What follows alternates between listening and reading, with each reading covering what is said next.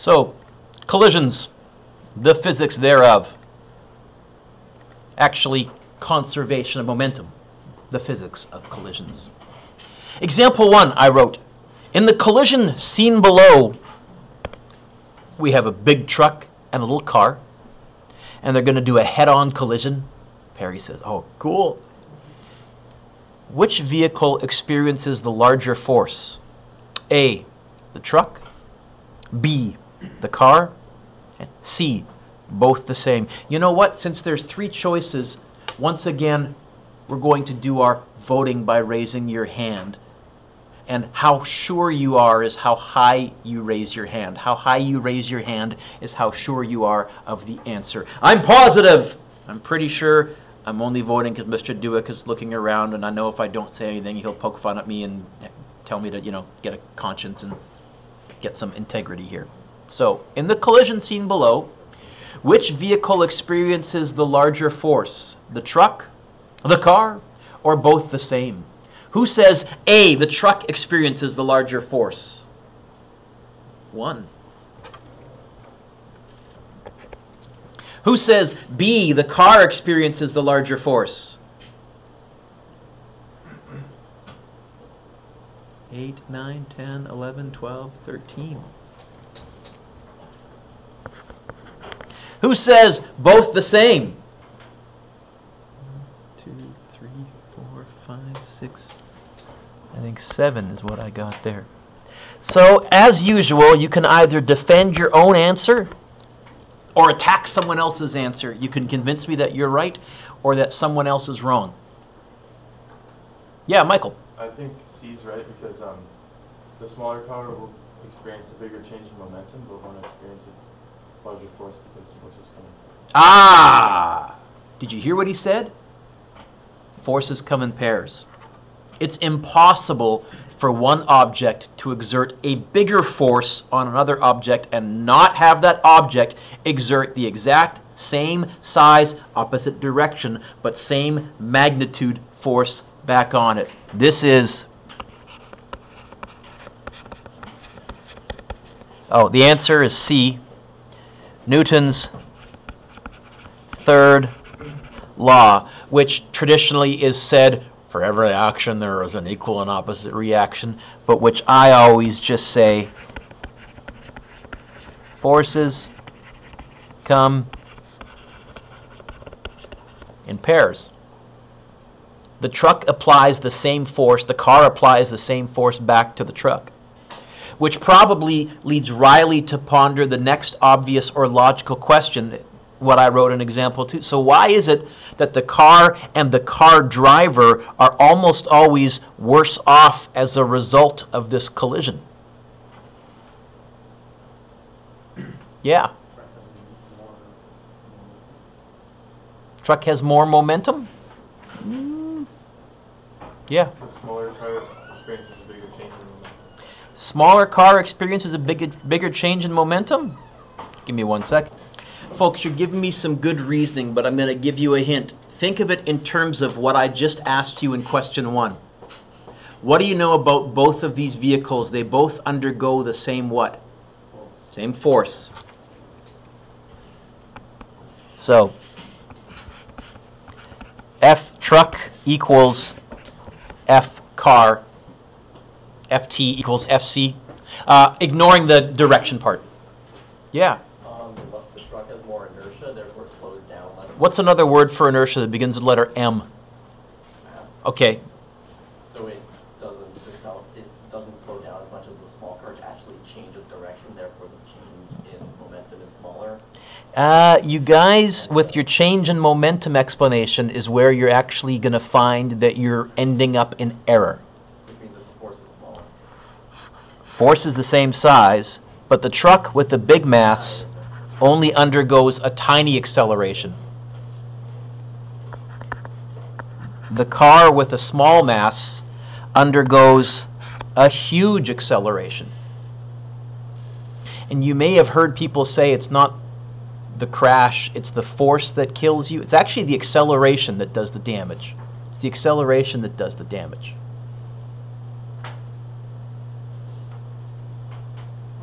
The reason the car is so much worse off, it's going to undergo a huge acceleration, and the passenger inside, therefore, is going to undergo a huge acceleration. The truck is going to come to a stop as well, but it's going to undergo less of an acceleration, which means that even though it has the same force, I think it's going to take a longer time of impact. It's going to slow down, take longer to slow down. Note, little definition for you. A closed system is a system that is cut off from the outside world. It's our imaginary, Sam, we want the physics to be nice and pretty system. This means that there are no net external forces. Some examples: frictionless surfaces, ice curling, ice hockey, deep intergalactic space away from any planets. Systems floating on the water, Terra. Water's pretty good at being frictionless if we don't go too fast. Rolling objects. So we're going to use the term closed system quite a bit.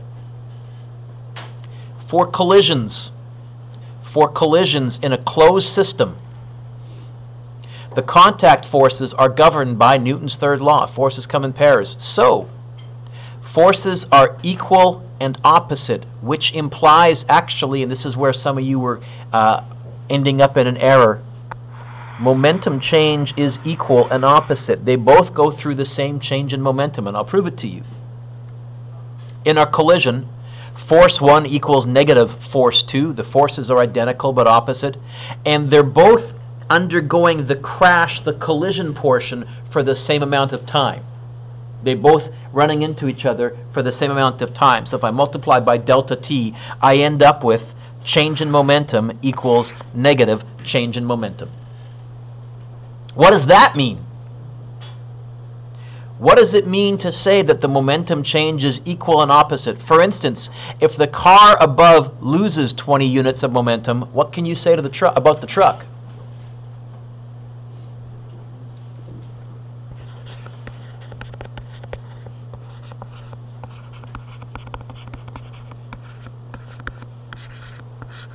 It gains 20 units of momentum. Yeah? What does that mean? It means that in a closed system, in a frictionless collision in our magic physics world, keep the math nice, it means that the momentum for a system is not gained or lost, it is simply transferred from one object to another. Or the fancy word for this is momentum is conserved. It doesn't vanish, it's conserved. Wait a minute, Mr. Duck. Hang on. Oh yeah, turn the page. So momentum is conserved. Mr. Duick, if conditions are such that the car and the truck end up at rest after the collision, how can you say that we did not lose any momentum? Okay. Let's draw a little line down the middle. We have before to the left and after to the right. What's the momentum afterwards if both of them have come to a stop? What's the final total momentum? 0.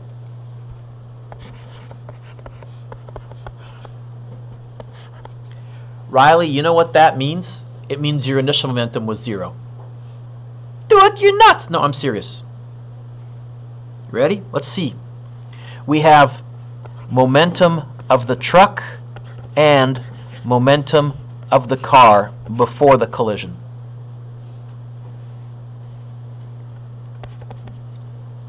Momentum is what times what? Hey, that's mass times velocity of the truck. It's supposed to be a T there. Let me try that again. Plus mass times velocity of the car.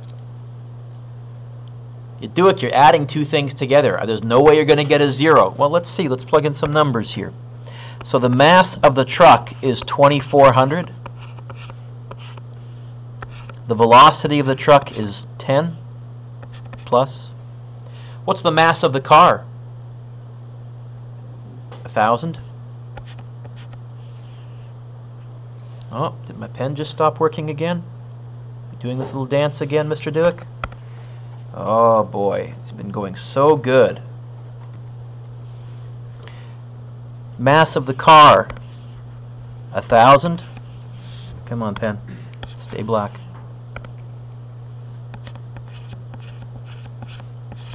What's the velocity of the car? Careful. Sam, what?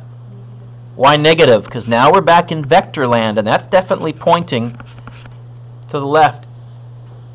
And you know what? When you go 2,400 times 10 plus 1,000 times negative 24, do you know what you get? Turns out your initial momentum was 0. Because momentum is a vector. Direction terra is going to matter. Direction tracy is going to matter.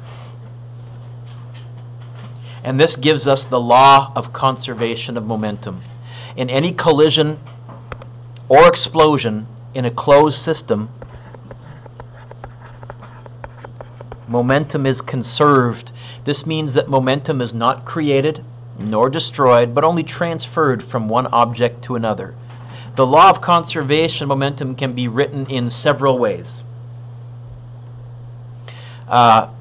The momentum before of the first object plus the momentum before of the second object equals the momentum final of the first object plus the momentum final of the second object. That's one way to write it. In Physics 12, we often start out writing it this way. We say that the sum of all the initial momentum equals the sum of all the final momentum. That fancy schmancy little e there is an abbreviation for the sum of, the adding up thereof.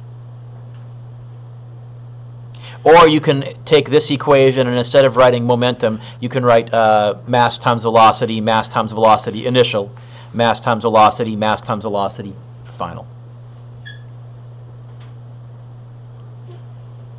Here's how we do this. Example 1. A 1.5 times 10 to the third kilogram car is traveling 44 meters per second and it collides head-on with a 1 times 10 to the third kilogram car traveling 22 meters per second in the opposite direction. If the cars stick together on impact, what's the velocity of the wreckage after the impact? And I gave you a little hint. Is there a collision? This is a job for conservation of momentum. Okay? And I'm going to use my little Physics 12 notation with you guys this year. I'm going to say the sum of all the momentum before has to equal the sum of all the momentum afterwards.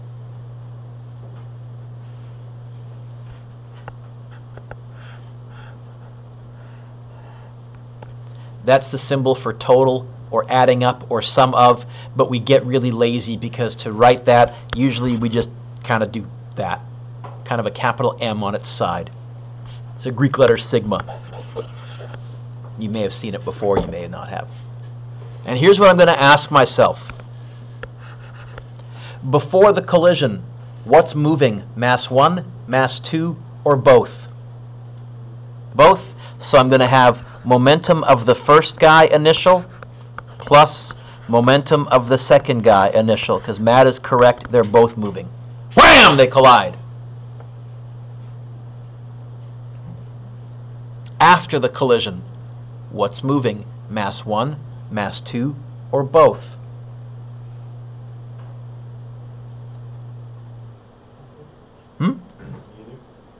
After the collision, what's moving? Mass 1, mass 2, or both? I don't think it can be neither. Otherwise, the answer when I want to find the final velocity would just be 0, which would be kind of redundant. What's moving? Both. Stuck together or separate? Momentum of both final. If they're stuck together, then I'll treat them as one funky object. So far, so good. Momentum is what times what, Callum? Force times time. That's change in momentum, and that's impulse. Momentum itself. Mass times. Velocity. Mass times velocity. So the momentum of object 1 initial, that's going to be mass 1 v1 initial. Plus, the momentum of object 2 initial is going to be mass 2 v2 initial. Wham! They collide. Equals. The equal sign is the collision. They stuck together. Mass 1 plus mass 2 v final. If they're stuck together, then I think, McKenna, we can reasonably assume they have to be traveling at the same speed afterwards. They're stuck together. What's this question asking me to find?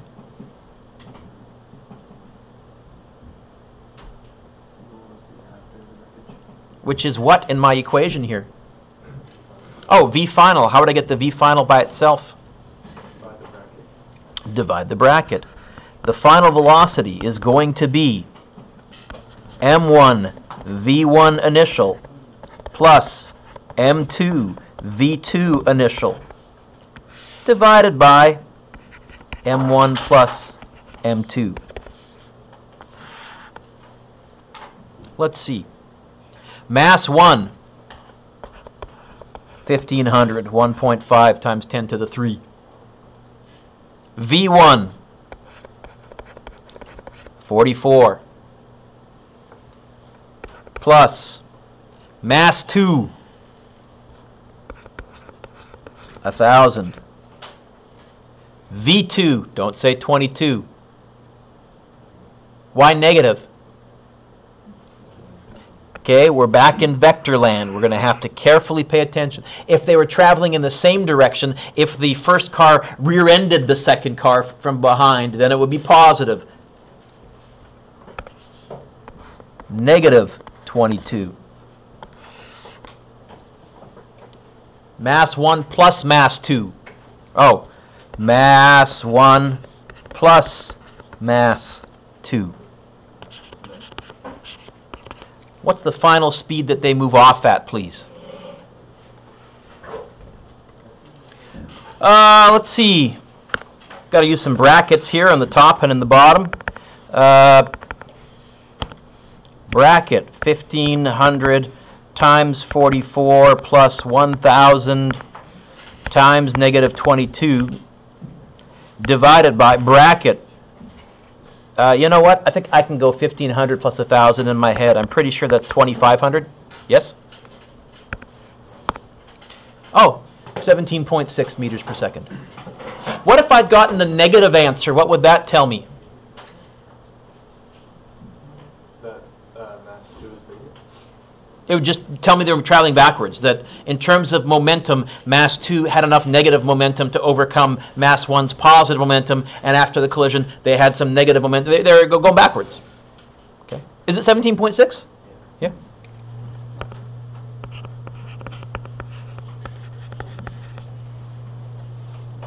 Let's try another one. Next page. A 53 kilogram skateboarder on a 2 kilogram skateboard, so I think the total mass is 55, is coasting along at 1.6 meters per second. If he collides with a stationary skateboarder, that word stationary I think is important, I'm going to underline it, of mass 43, also on a 2 kilogram skateboard, so also mass 45, and the two skateboarders coast off in the same direction that the first skateboarder was traveling, what velocity will the combined skateboarders now have? Is there a collision? Yep. This is a job for conservation of momentum. Adding up the sum of all the momentum before the collision equals the sum of all the momentum after the collision.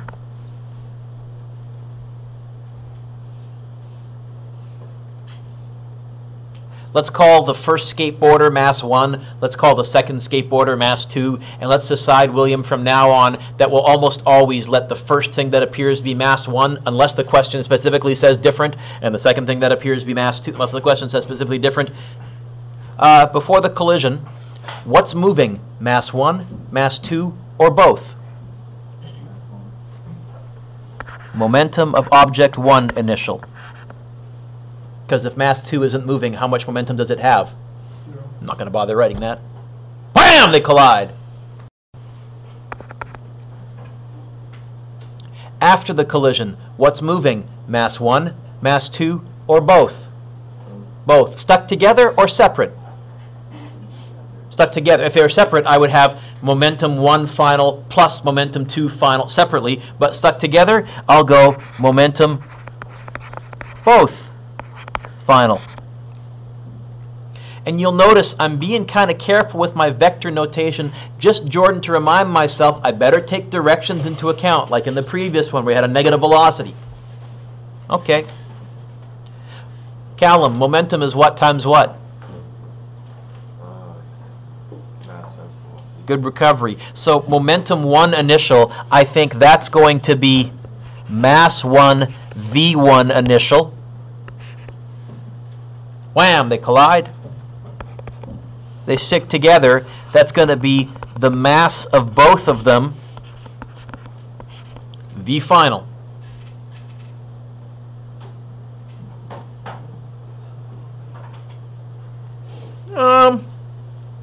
What are they asking me to find here? Final velocity. By the way, if I had told you their final speed after the collision, could you figure out how fast the skateboarder was coming in at? Could you find VI if you knew VF? Yeah, that also works. So there's all sorts of ways, Elijah, we can mix and match this to analyze collisions. And whether it's a car crash like in the previous one, or a tackle, which is sort of what this is on a skateboard, though, so that you're not dealing with friction. How would I get the V final by itself, Elijah? So are you saying it's going to be M1 V1 initial divided by M1 plus M2? Mass 1 was 53 plus 2, 55. V1 was 1.6.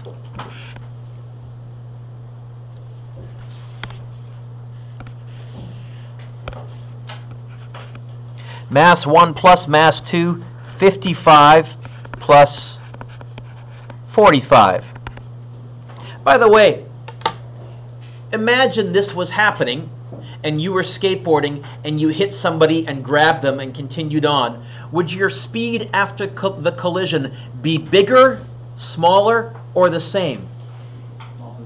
Did I make a mistake? Isn't the mass of the M1 53? No, it says it's on a 2 kilogram skateboard. Oh yeah. 55. And same with the girl, right? Elijah, what? Slow? I think they're going to slow down. So if I get an answer bigger than 1.6, I know I've made a mistake. I also don't think in this case, I'm imagining it, I don't think there's any way that they're going to end up bouncing backwards. I'm not expecting a negative answer here, because if she's on a skateboard, she's free to roll forwards. If she gets hit by somebody else who's already rolling forwards, I think they're going to stick together, and I think they're going to slow down, but I think they're going to roll forwards. I think. Let's go see.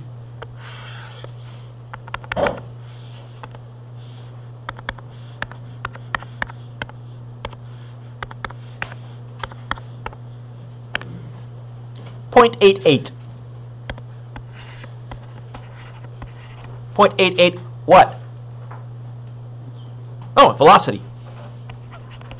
Meters per second.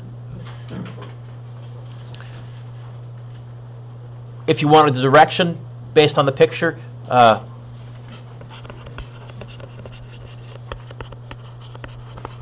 the right or east or whatever.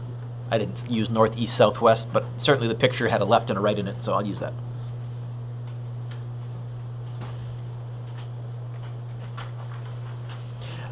Not only can momentum be used to analyze collisions, it can also be used to analyze explosions. In fact, what I tell my physics 12s is you use momentum when there's a jeune, an explosion or a collision. That's a job for momentum. Like a rifle shot. A .060 kilogram rifle bullet leaves the muzzle with a velocity of 6 times 10 to the second meters per second. If the 3 kilogram rifle is held very loosely, with what velocity will it recoil? Is there an explosion? This is a job for momentum. What does that mean? It means that before the explosion, all of the momentum has to equal the amount of momentum after the explosion.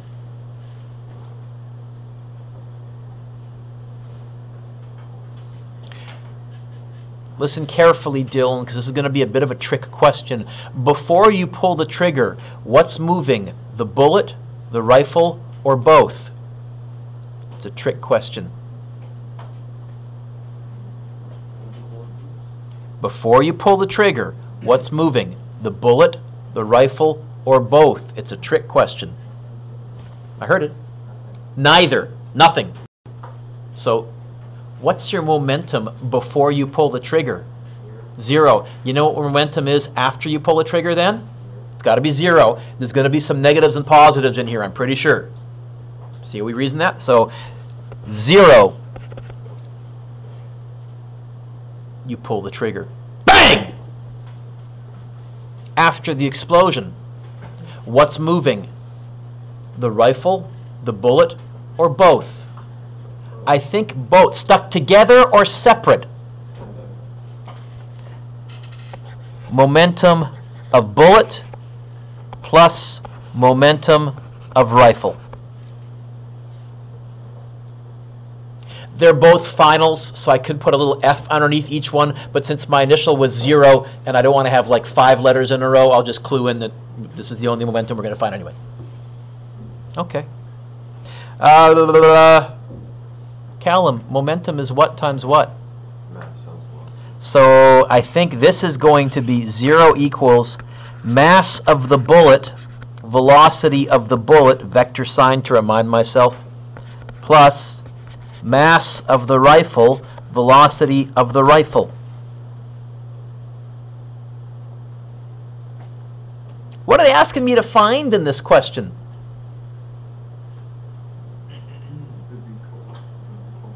All right, oh, the rifle? VR, which also conveniently stands for recoil. Oh, that's like nice fluke. How would I get the VR by itself? I think the first thing that I would do is move that to that side by minusing it, and then take care of the mass by dividing. Yeah, we do that all in one fell swoop. That'd be cool if we could. So I think we're going to get this. The rifle's final velocity is going to be negative because I got a minus mb vb to this side, and then divide by the mass of the rifle. It's going to be negative mass bullet v bullet divided by mass of the rifle. It's going to be negative 0.06 600 divided by 3. It's going to be negative in the opposite direction of the bullet since we let the bullet be positive. So if the bullet went right, the rifle is going to recoil which way? Left.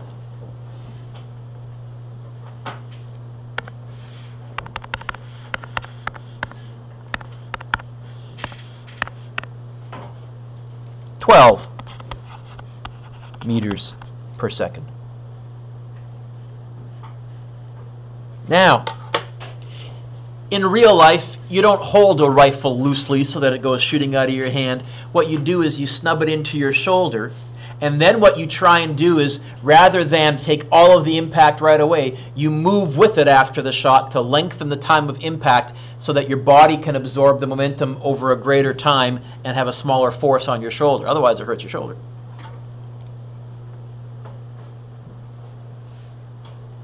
Enzo is sitting in a canoe, floating on the water next to a dock. He decides to stand up like this and step out of the canoe and onto the dock. I've seen this before. I worked at a summer camp for about 5 summers, and I taught canoeing, and I would just laugh my guts out at how dumb some people were because they had a poor understanding of physics. Why is Enzo going to get wet? Why does this not work?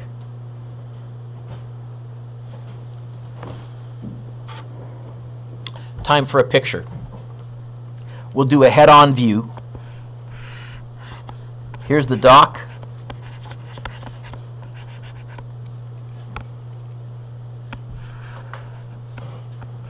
Here's the canoe.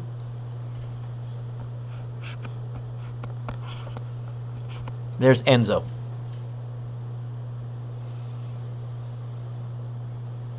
If he is going to step onto the dock, which way is his momentum? If he's going to move himself towards the dock, if he's going to have to the right, what's the momentum of Enzo and the canoe right now before we do anything? 0. After he moves, what must the momentum of the canoe and Enzo still be? If he gives himself a positive velocity, what's the only way that we can still have a momentum of 0? What must the canoe do?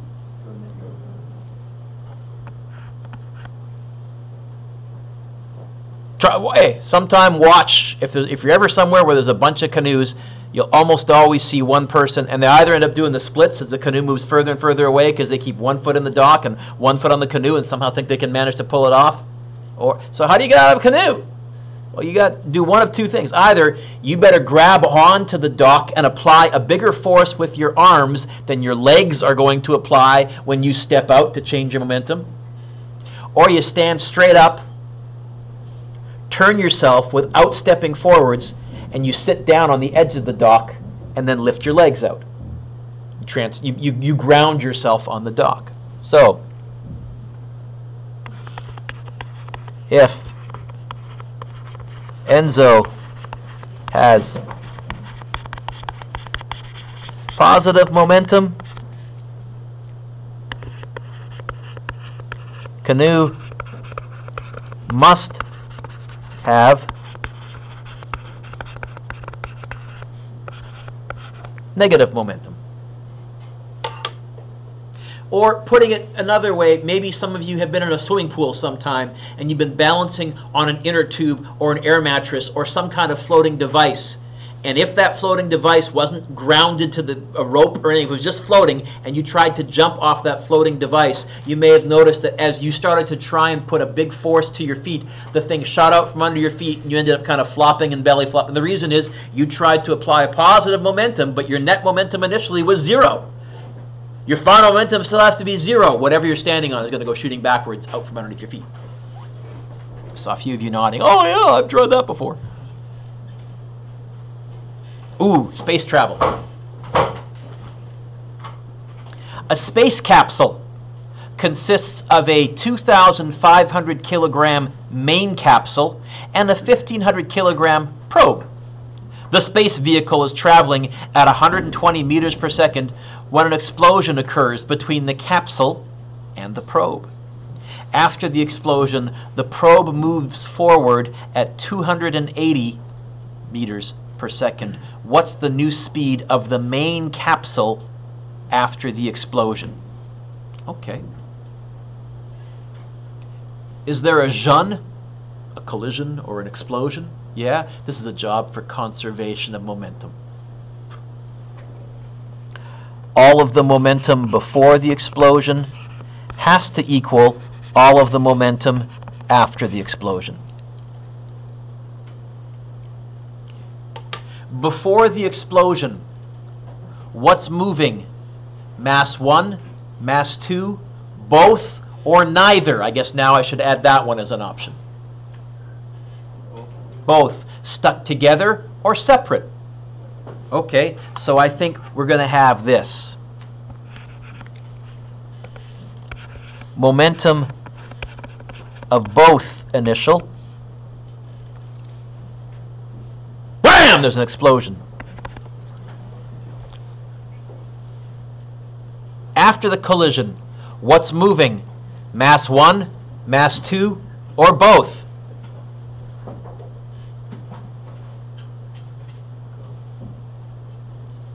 Both. Stuck together or separate?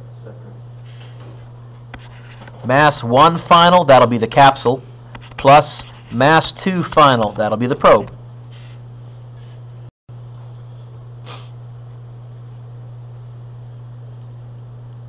Callum, momentum is what times what? Oh, so I think we're going to get mass 1 plus mass 2 V initial equals mass 1 V final plus mass 2 V final. You know what? I'll call it V final 1 and V final 2, so I don't think somehow that those are the same V's, because they're not.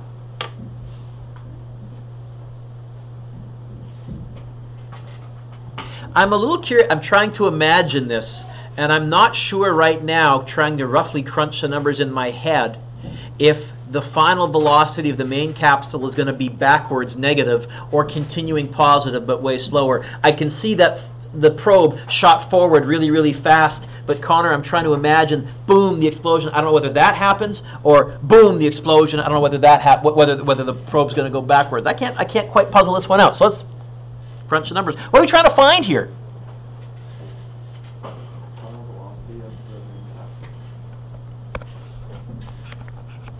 That right there? Okay. How could I get it by itself?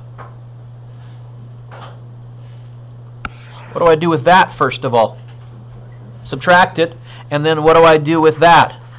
Divide. I mean, this is a kind of complicated, but not too bad. I think I can do this. So I think I'm going to end up with the V final that I want to find is going to be, so we already had mass 1 plus mass 2 V initial, and Matt said, do it. Subtract mass 2 V final 2, and then, hey, do it. Divide by, yoink, mass 1. Is that what you said? I agree with you. You know what? These are nice numbers. In brackets, I wrote mass 1 plus mass 2. What is 2,500 plus 1,500 in your head? 4,000? You know what? I'm going to go 4,000. V initial, 120 minus mass 2, 1,500. V final, 280. Positive or negative?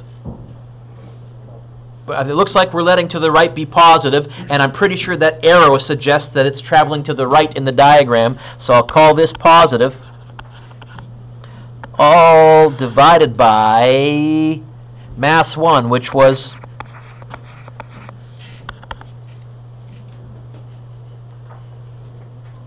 I have no idea what this is going to be.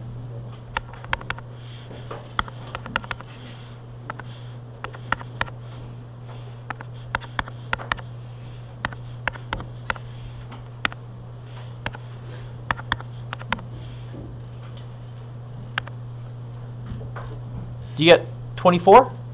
Yeah. Positive? So it almost, because it was going 120, which is pretty fast, it almost came to a stop. Now it's only going 24, but it is still gently drifting forwards still. 24 meters per second to the right. Oh, you know what? I didn't ask for the velocity. What did I actually ask for? Speed? Speed. Scalar or vector? Direction unnecessary. Okay. B. What's B asking me to find? Magnitude of what? Oh, impulse.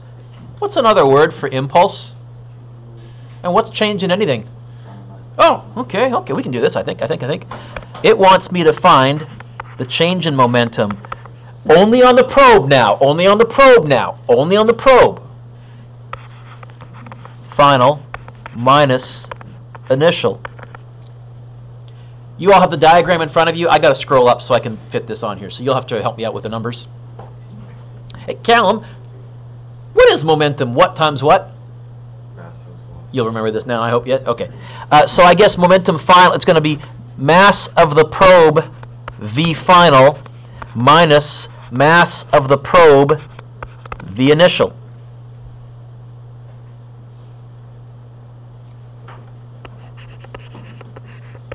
What was the mass of the probe? I've scrolled down. Was it 1,500? Yep. And what was the final velocity of the probe from the picture? 280? Minus 1,500. What was the initial velocity of the probe? 120. Positive? Yeah.